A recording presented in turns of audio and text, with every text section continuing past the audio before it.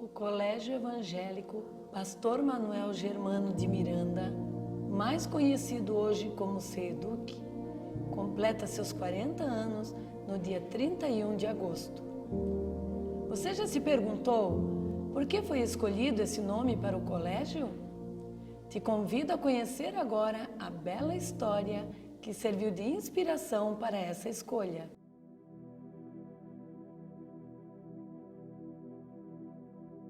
Manuel Germano de Miranda nasceu em 29 de dezembro de 1900 e faleceu em 14 de outubro de 1962, aos 61 anos.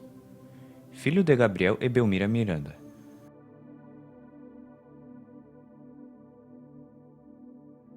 Casou-se com Ana Vargas, conhecida pelo apelido carinhoso de Baja, no dia 17 de junho de 1922. Dessa união nasceram 8 filhos.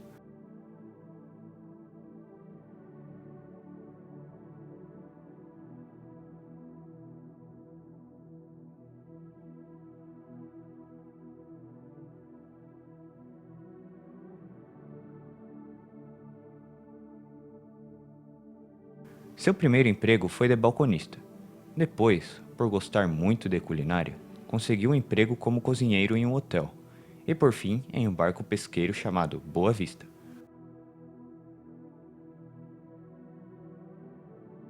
Até os seus 31 anos, foi um homem com uma vida cheia de problemas.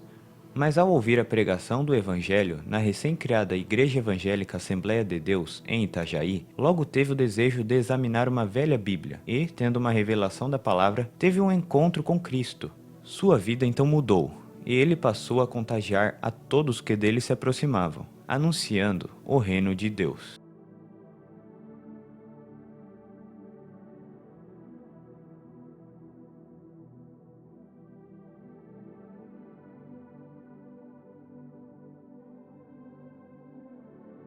Certa noite, teve um sonho, que interpretou como uma revelação divina, de que deveria ir para Joinville, pregar o evangelho. Nesse sonho, viu um cais de porto e um moinho ao fundo. Mesmo sem nunca ter conhecido a cidade, estava enxergando a principal porta de entrada da cidade na época. Desde então, ele não pensava em outra coisa, a não ser cumprir a missão que Deus havia lhe mostrado. Sob a orientação do pioneiro pastor André Bernardino, resolveu viajar para conhecer melhor a cidade onde deveria exercer a sua missão.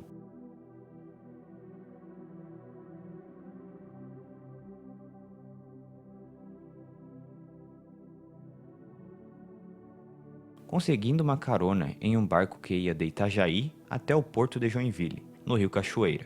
Já de longe, avistou o moinho que havia visto em seu sonho, e entendeu que estava realmente onde Deus o queria. Nessa época, já vivia aqui uma família evangélica que havia aceitado Jesus na Assembleia de Deus de Itajaí e que há tempos esperava que Deus enviasse um pastor para Joinville. Diante dessa necessidade e mediante a confirmação divina, Mirandinha e sua família mudaram-se para Joinville. A viagem de Itajaí a Joinville foi repleta de dificuldades. Em uma carroça emprestada, percorreram mais de 100 quilômetros por estradas em péssimas condições de conservação, trazendo consigo os primeiros 4 filhos do casal. Essa longa viagem durou 2 dias, contando com um pernoite na localidade de Itapocu, em Araquari. Chegando em Joinville, foram morar em uma casinha de madeira perto do trilho do trem, no bairro Itaú. Eram tempos difíceis e ele não podia se dedicar somente ao trabalho missionário, pois precisava de um emprego para sustentar a sua família. Logo, se empregou na manutenção da estrada de ferro.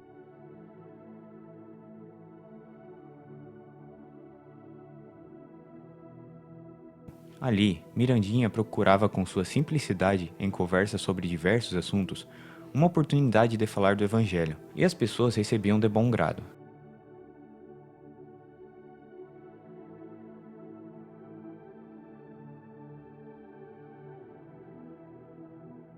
Assim, conversando, pregando, evangelizando e realizando cultos nas casas, na maioria das vezes pedalando sua bicicleta, aos poucos o rebanho foi crescendo e se expandindo.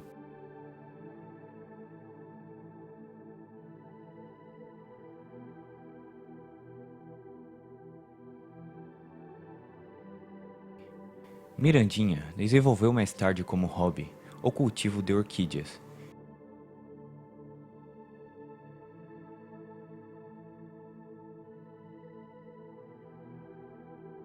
Interessante faceta de um senhor que no princípio de seu ministério não sabia como pregar. Suas pregações eram consideradas muito simples, mas o trato com as flores revela uma sensibilidade grandiosa.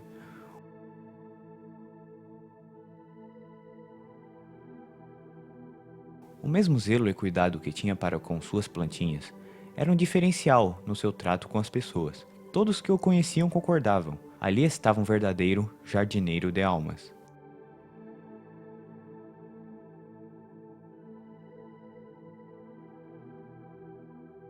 Sob o seu cuidado, esse jardim floresceu, fazendo surgir a primeira congregação da Assembleia de Deus em Joinville. A princípio, se reuniam regularmente em uma casa na região afastada do bairro Itaú. Lá sofreram diversas perseguições e denúncias descabidas, mas foi justamente devido a uma dessas denúncias infundadas que em 1935 veio a mudança para a atual Avenida Getúlio Vargas, na área central da cidade. O fato que motivou essa mudança foi uma conversa com a autoridade policial da cidade. Conforme o povo ia vendo aquele pessoal se reunir lá e inventaram histórias para o delegado. Escuta, tem um homenzinho baixo lá no Itaú, que ele tem um chicote, o pessoal, eu nem vou dizer a situação que ele falou, que ficavam e ele com um chicote chicoteava para eles chorar.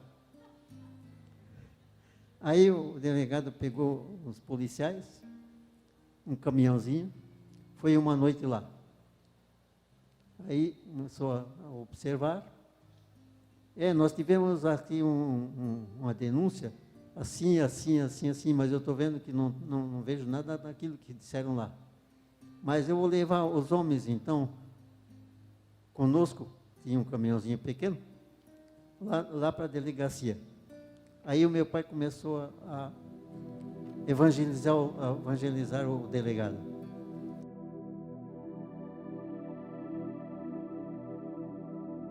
Na conversa com o delegado, porém, o que era um problema se transformou em bênção, já que após tudo ser esclarecido, segundo alguns relatos da época, o próprio delegado ajudou a encontrar a casa que passou a ser o novo endereço da igreja. E graças à seriedade e ao carisma do pastor Manuel, a partir dali a igreja passou a ser mais respeitada como uma instituição relevante para a comunidade. No novo endereço, o jardim continuou a florescer. A cada batismo, novas florzinhas iam sendo acrescentadas, e o jardineiro Mirandinha, com muito esmero, se dedicava ao seu cuidado. Eram famosos os almoços de domingo, onde em alegre comunhão, todo o povo se reunia e era servido pelo pastor, que nesses momentos relembrava os seus dias de cozinheiro e servia a todos com alegria. Seu carisma e entusiasmo eram contagiantes.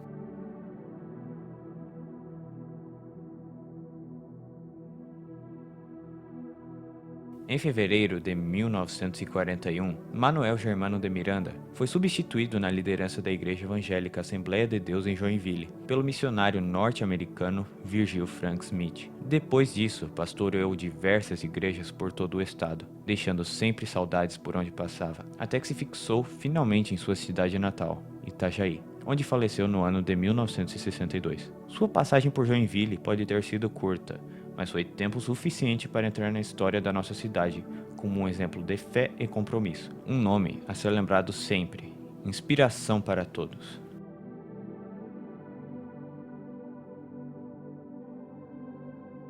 Conheci o pastor Manuel quando eu era criança. Ele e sua família se mudaram para Joinville, vindo de Itajaí. Chegando a Joinville, eles foram morar em uma casa pequena de madeira, perto do trilho do trem. Essa casa ficava nos fundos da residência do irmão Virgílio Veloso, no bairro Itaú. Foi lá que eu conheci o pastor e sua família. Eram muitas as dificuldades para chegar em alguns locais. Por isso, nossa viagem de casa até a igreja era de 3 horas. E fazíamos isso à noite. Eu e minha irmã sempre ficávamos em silêncio durante o culto, que íamos todo domingo. Me lembro de como o pastor era amoroso e compreensivo com as crianças. Sempre que havia festa na igreja, Miranda ia ajudar na cozinha. Preparava com muito amor comida para a pequena multidão. Depois do culto, ele normalmente fazia um sagu muito gostoso. Todos iam comer seu sagu na cozinha.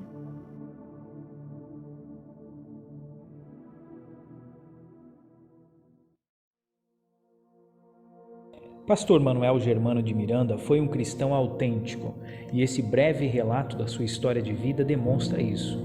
A simplicidade, a dedicação, o compromisso e o cuidado, em especial para com as crianças, são certamente marcas importantes do seu ministério. E é esse legado que o Colégio Evangélico procura honrar. Entendemos que ser uma instituição de ensino evangélica vai além de seguir uma determinada linha teológica ou ostentar tal título no nome. É necessário alinhamento entre a teoria e a prática, entre a escritura e a vivência. Por isso, aqui no CEDUC, buscamos a cada dia, mais do que falar, viver esses preceitos em todos os âmbitos. E tal como não se esconde uma cidade edificada sobre os montes, esse aspecto transparece diariamente em nosso cotidiano escolar. A diferença do CEDUC para as outras escolas que eu já estudei é que é um local calmo, tranquilo. Os professores, eles são bem atenciosos, bem acolhedores. Enfim, estou tendo uma ótima experiência aqui na escola e estou muito feliz de participar dos 40 anos da escola.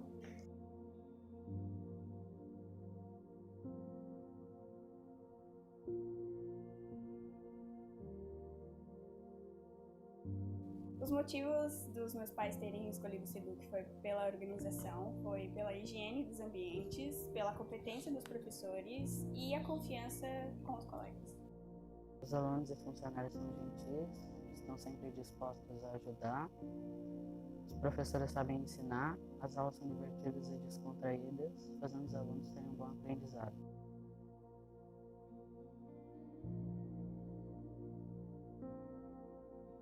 Enfim, é uma ótima escola e eu estou muito feliz fazendo parte da história do CEDUC.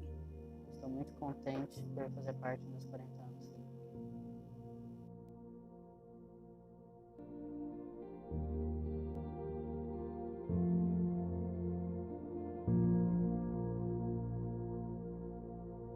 Estamos aqui hoje com o diretor Clayton e ele vai nos responder algumas perguntas. O que é ser um colégio confessional? É aquela que, por trás de toda a sua visão pedagógica, de todos os conteúdos que ela ensina, ela traz uma religião junto. E no nosso caso, a nossa confessionalidade é cristã. Então isso significa que todos os nossos conteúdos de aula, e não apenas os conteúdos, nem sempre isso é possível, mas o estilo de vida, a maneira como a escola se organiza, ela sempre tem a ver com os princípios cristãos, né? E o principal princípio cristão, como todos sabem, é o amor, né? Então, a partir disso, a escola se organiza para que, além de todo o conteúdo que ensina aos seus alunos, também tenhamos todas essas características de cuidado, de serviço e de se esforçar ao máximo para estabelecer uma boa relação entre professores, alunos, professor-aluno, entre pais, entre funcionários. É claro que a perfeição ninguém consegue, né? mas é o ideal que a gente procura. Mas claro, como eu falei, eu volto aqui a afirmar de que a confessionalidade ela se organiza em torno da cosmovisão cristã de entender o mundo. Muito bem.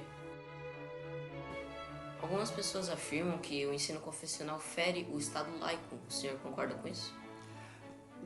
Não fere o Estado laico porque a gente precisa compreender o seguinte: a escola ela segue todas as diretrizes que o MEC coloca para a educação aqui no Brasil. Então, se a escola segue todas as diretrizes do MEC, se a escola insere todos os conteúdos que o MEC propõe, se a escola segue também a BNCC, né, e toda a lei que envolve a educação, não há conflito algum entre a escola confessional e o Estado laico.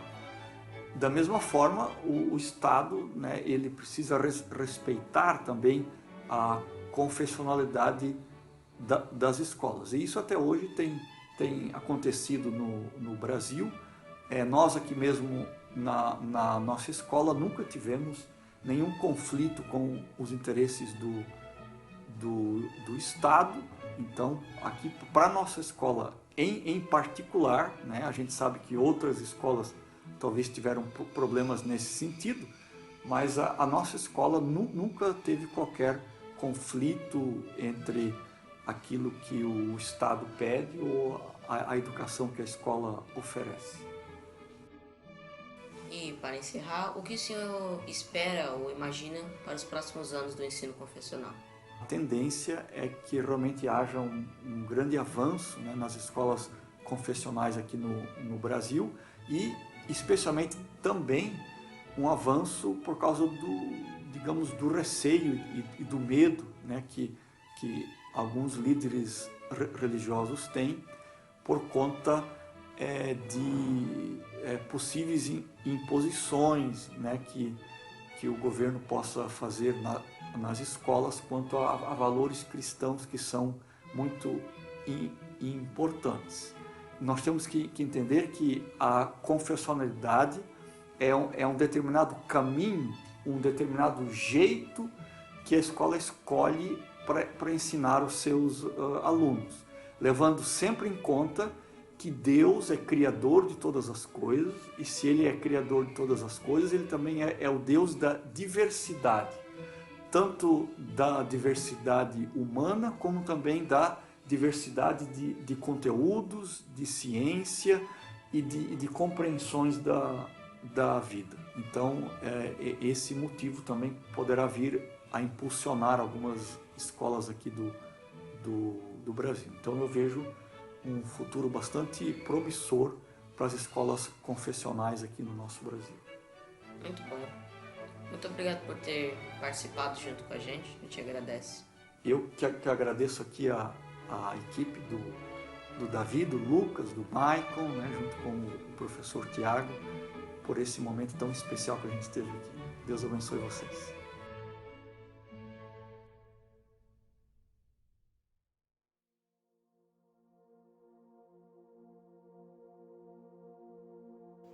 O pastor Manuel Germano de Miranda descansa no Senhor desde 1962, mas seu legado permanece. Como um verdadeiro discípulo de Cristo, viveu na prática as verdades que ensinou. Inspirados pelo seu exemplo, caminhamos até aqui 40 anos, com a convicção de estarmos no caminho certo. E se Mirandinha ainda estivesse conosco, temos certeza de que se sentiria em casa ao caminhar pelos corredores de nossa escola ou se sentar em alguma de nossas salas. E nisso não seria o primeiro da família. Afinal, muitos dos seus descendentes já passaram por aqui. Netos, bisnetos e agora tataranetos.